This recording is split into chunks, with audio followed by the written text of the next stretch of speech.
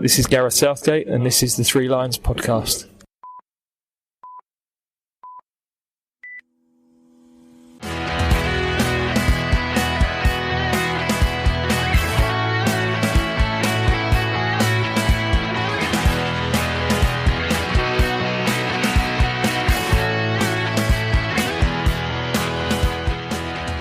Hello and welcome to the Three Lions podcast. My name is Russell Osborne and this is an independent England football supporters podcast. I hope you're well.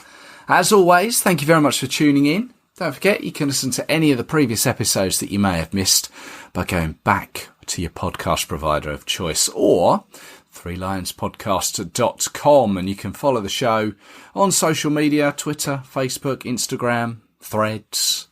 Now the most recent episode that I put out was the preview episode for the Nations League with Rich Laverty. This is the review episode. We'll be looking at those games very soon. But prior to the preview episode, there was the one where I spoke with Michael Galway about his book all about the 2006 FIFA World Cup. Now, if you've got any ideas about what you'd like to hear on the podcast, please do get in touch. I'd love to hear from you. You can do that either by those social media channels or you can email me threelionspodcast@gmail.com. Now, as I said, this is the review episode. Let's get on to it.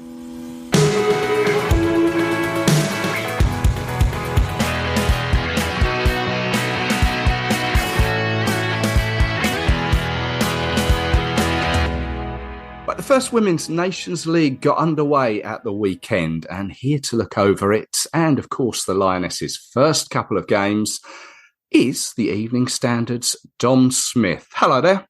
Hello there, how are we doing? Yeah, I'm very good, thank you. Yourself? Yeah, not too shabby either, thank you. Good stuff, good to hear from you. Good to have you back on the podcast. Last time we spoke, of course, was when the Lionesses sort of exited the World Cup at the hands of Spain. So these two games were their first games since that period. Seems quite a while ago now, doesn't it? It certainly does. A lot's happened, and yet they haven't played a single minute of club football, of course. So it must be strange to go back to your club and join in with the tail end of pre-season and then be back with an international break before you know it. It's a strange thing, isn't it? Yeah, very strange sort of scenario. But that is how the WSL is at the moment. I guess probably will be until I guess that expands as and when it does. I guess. But yeah, I don't think there are any plans for that really. So yeah, I think we could have this sort of situation for a good few years. Yeah, fair enough. Well, the Nations League, as we've seen in the men's game, in my opinion, has been a huge success. One of UEFA's better ideas, I guess. And quite rightly, I think they decided to incorporate it into the women's game. Of course, we'd seen these big results against the likes of Latvia and who else was the other one? Was it Lithuania? Luxembourg, yeah. Luxembourg, another L. So, yeah, this is, I believe, what the women's game and the Lionesses especially needed. Games against teams of their own standard, much like obviously that experience at the tail end of the World Cup. We were drawn in Group A1 against Scotland and the Netherlands. They were our first two opponents, and Belgium were the other team still to come. First game, England against Scotland up at the Sunderland Stadium of Light, which I believe you were there. I was indeed. It was a nice kind of chilly night. It wasn't brilliant football, but it was a good spectacle to see England-Scotland. It always is. Yeah. And of course, the right result from an England perspective. It was a team that Serena selected. 3 changes from the team that played Spain in that World Cup final. Katie Zellem came in for Kira Walsh. Still with an injury. There was no Alessia Russo and no Ella Toone initially. I've got to be honest. I didn't see this game. I was going around London on an old Routemaster drinking gin, but that's another story. So I've seen the highlights, but what was the situation with no Alessia Russo? Well, I think for personal reasons, she just happened to turn up to St George's Park for training a day later than the rest of the squad, so she was saved for the Netherlands match. And I suppose, in a sense, that paid off because, of course, she scored in that game. But yeah, difficult match for England. Really, I thought that they were in charge in the first half without blowing Scotland away, and then Scotland were in charge in the second half without blowing England away. Right. I've seen the goals. Obviously, they all came in a 5-minute period before the end of the first half. Lucy Bronze with a header, Lauren Hemp with a header as well. This was after Rachel Daly had a goal chalked off. It was either offside or did it go to VAR? It was offside. It didn't go to VAR. I think they had goal line technology in play rather than VAR, which would make sense because, of course, we'll get onto it. But the Netherlands opener against England was definitely offside. So I think it was a case whereby the corner was taken, and then once Daly had made contact with her head, there was a player who was offside. I believe it was Chloe Kelly, kind of offside and in the eye line of the goalkeeper. So that was the reason it was chalked off. I think it was actually a pretty good spot from the assistant referee. But England's 2 goals were brilliant headers. Lucy Bronze she said to us afterwards that she'd been practicing that goal, a cross-field cross, and then she dives onto it with her head. She'd been practicing that throughout the World Cup, and she said it was ironic but pleasing that the game after the World Cup she does finally score it. And of course, it came in the first men's stadium she ever played in. Her first senior football came as a 17-year-old for Sunderland, and she, when she was 17, one of her first matches at the Stadium of Light was her first match, was Sunderland's famous FA Cup victory over Chelsea back then. So here she was with her homecoming. She grew up in various parts of the northeast. Her parents moved around quite a lot, but they grew up in the northeast, so she had lots of friends and family at the game. So that would have been nice for her to score her 13th England goal. And then Hemp's header was extraordinary header, really. She threw herself at the ball, hurtled herself at it, and it flew into the top corner. And then a really scrappy goal to concede just before half-time, a couple of minutes after that, which came from Aston Villa's Kirsty Hansen, who kind of toe-poked it off the post and in. Earps couldn't do much about it, but she was very frustrated by it. And at half-time, that gave Scotland a bit of incentive to push in the second half, and that's exactly what they did. Yeah, just touching on the Scotland, the goal that they scored just before half time. England sort of lost possession in the box after trying to play it out, and Hansen guided it in off the post. Going to touch on it, I guess, as well for the Netherlands game. But we've been caught now a few times just trying to play out of the box or play it out from defence. Is this something that Serena has sort of changed her ideology of? Well, I'm not sure. I think there's a big push in all types of football now to play out from the back, because although you do risk conceding goals like that, I think what it provides for you going forward, and the opportunities it can create for you maybe outweigh that. Certainly, in the men's game, Pep Guardiola and Jurgen Klopp and these sort of these big managers have always said that we will concede stupid goals, but it's better we play like this than not. And I think probably Serena Wiegman falls into the same category. Yeah, okay, there have been some sloppy goals that England have conceded, and they weren't conceding as many goals a year ago. But look who they were playing a year ago. As you've mentioned, they were playing Luxembourg and Latvia. They put 20 past Latvia in Doncaster. I remember that. I could barely keep count. So playing against these bigger nations, Scotland, the Netherlands, it could only do well for England. And okay, they come out of 2 games with only 3 points, but they have lots to look back on in terms of tapes and videos that they can be like, well, we need to do that better next time. Yeah, I guess you only pick up on these things when you sort of concede from them. You don't notice them when nothing comes from them.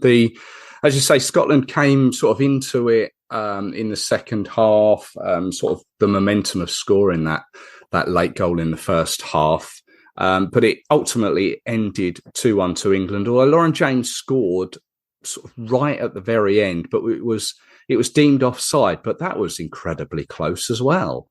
Yeah, there were lots of decisions that seemed to go against England in this game, but it was good for them to get the win in the end. It was close, I agree, but not to be. So on the same night, Belgium beat the Netherlands 2-1 in, I guess you could call that a bit of a lowlands derby. They won that in injury time. So after that first game, Belgium and the Lionesses were joint top after one game. So we went into the Netherlands game on a bit of momentum. This was being played away in Utrecht last night as the time we're talking. The only changes that Serena made saw Alessia Russo in for Chloe Kelly, and Ella Toone came in for Lauren James. And I think it'd be safe to say England were just sort of started the game as they finished the Scotland game.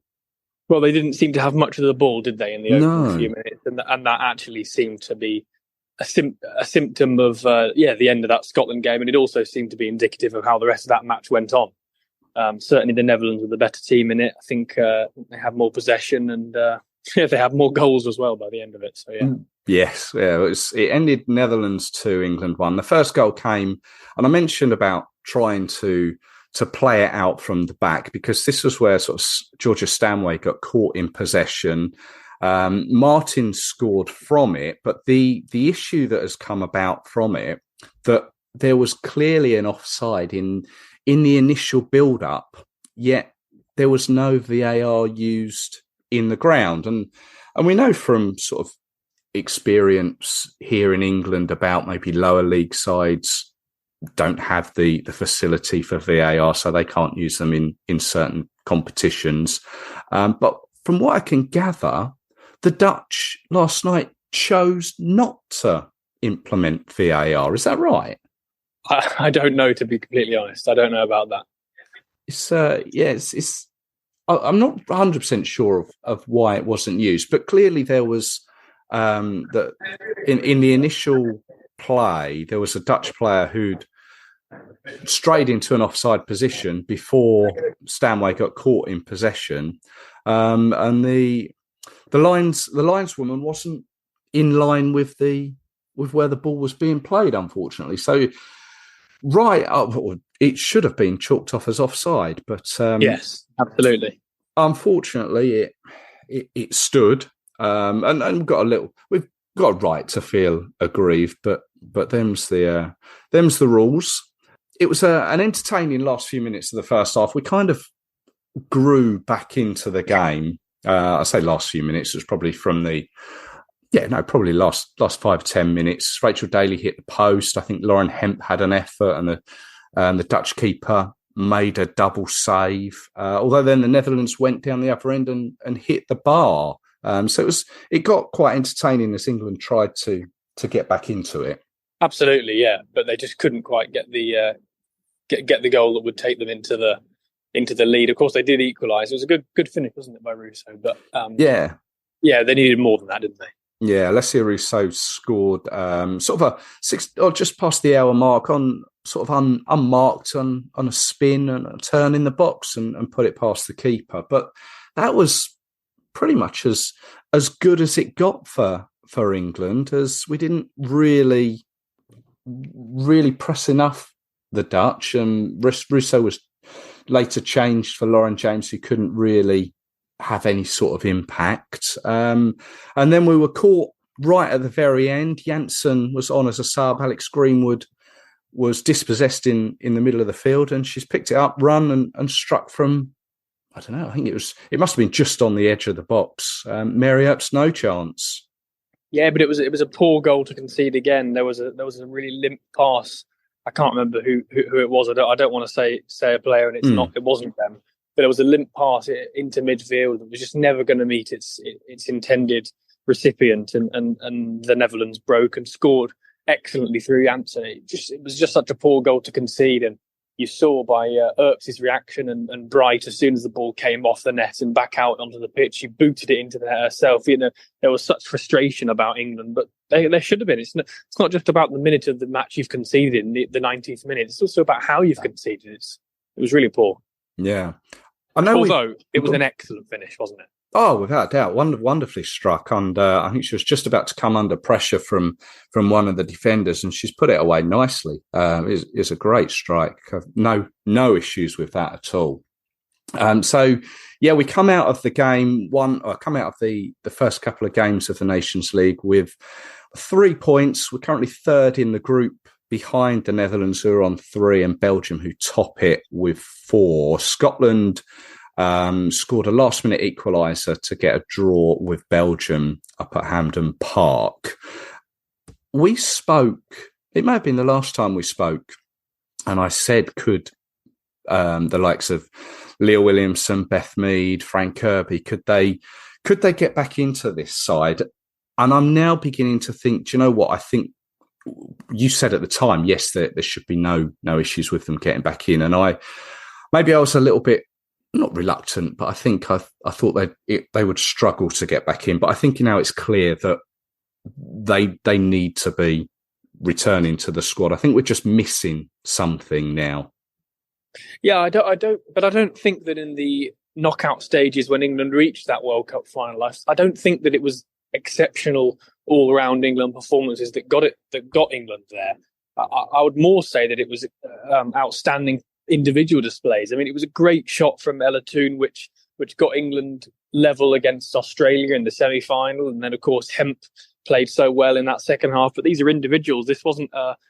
These didn't feel like team victories. So I think coming back into the squad, as you say, Williamson and Mead shouldn't find it too much of a problem. It's not like England are playing excellent free-flowing football with all 11 players difficult to be dropped. I wouldn't say that's the situation England find themselves in. I don't think England are playing badly, but I don't think they're playing football where you look at all of them and you think, she's undroppable, she's undroppable, she's undroppable. I wouldn't say that's where we are. Okay. I see there was a quote from Millie Bright after the game. She said, we've got to rest, recover and go again and reflect because games are getting harder and harder and these opponents are getting better and better, which to me is exactly what maybe the Lionesses need, but was exactly what the Nations League is intended for, isn't it? Absolutely. You don't learn anything from playing against low block sides in qualifiers that you'll win. I mean, it's good fun for little girls and boys to go along to those games and see England win 8-0, but it doesn't help anyone. It certainly doesn't help England when they get to business end of a tournament. At those parts of a tournament, what you need is to be able to count on experience that you've developed over the previous years of how to grapple a match back into your control, or how to capitalize on having the control, and you don't necessarily learn that by playing qualifiers against Latvia and Luxembourg with respect to those nations. Yeah. So yeah, the Nations League was brought in for exactly this, and potentially it was even more needed in the women's game than it was the men's. So it's very good that UEFA have finally brought it in belatedly, I would say, to the women's game, but it's good that it's here now, and it will make England better. Yeah, I had a quick look around the other results on the night, the first match night. There were no real massive scorelines other than Finland beat Slovakia 4-0. And then last night, I think Israel, Spain both scored 5. But again, no real massive results, which is good to see, I think. Yes, absolutely. It's healthy, isn't it? Yes, yeah, absolutely. One thing I was aware of after speaking with Rich Laverty on the preview podcast, but I didn't really sort of take it in properly. I wasn't aware of how the Olympics sort of filtered into the Nations League. Do you want to maybe explain that to the listeners? Yeah, well, so Olympic qualification works through the Nations League, and there aren't that many European nations that can qualify for the Olympic Games next summer. So I think how it works for England is that the Great British nation or the UK nation whose results matter is England, as opposed to Scotland, which of course is controversial given that they're in the same group. Yeah. But I think basically, as I understand it, England need to finish in the top 2 in the Nations League. I think they need to get to the final, or they can finish 3rd if France get to the final. I think that is how it works. So let's say but that's not in their group. That's in the overall tournament. So they absolutely would need to win their group to have any chance of that. So come, I think, is it February, I think, when the Nations League finals are. If England have topped this particular group, and they will face 3 other teams who have also topped their group, and they'll play in the finals next February, the 2 teams that get to the finals would go towards the Olympics, providing that's right, that one of them isn't France. Yes, okay. Exactly, yeah. Okay. So, and just to clarify, if it is England that then go towards the Olympics, would they represent Team GB, but not be able to incorporate any Scottish players? Is that right? So they would represent Team GB, but I believe they would be able to call on players from the other nations. Right. I can't imagine they would be the Scottish players, for example, or Welsh players, Northern Irish players would be barred from playing for Team GB. That doesn't feel likely. No. I need to give it a second look, but I believe those players would come into it if England got there. But it's a tough ask, isn't it? It's a tough ask to get to that. Absolutely. Well, perhaps we can come back to that when we speak again. But yeah, overall England's performances, how would you rate them, and going forward towards the Belgium double header in October? Yeah, there were some moments in both games where I thought England were stringing together nice passes quickly and getting the better of their opponents, showing chemistry between themselves. But certainly, I think the overall message is that there's definitely room for improvement, and particularly we didn't see in either match England have control of the game for the whole 90 minutes, and that's something which they may need to address. So definitely room for improvement, but a decent start. With Belgium having beaten the Netherlands on the opening day, and of course dropping points against Scotland, it's definitely all to play for. There's no infallible team in this group. England has got to hope that they prove over the next few months that they're the least infallible. Absolutely, yeah. Belgium home and away next month. Dom, as always, pleasure to speak to you. Maybe we can catch up again then. Sounds good to me. Thank you very much for having me on again.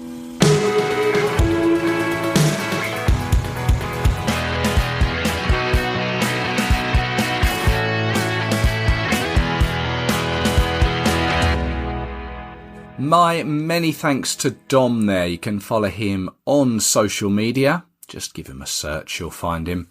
You'll also find him in the back pages of the Evening Standard 2.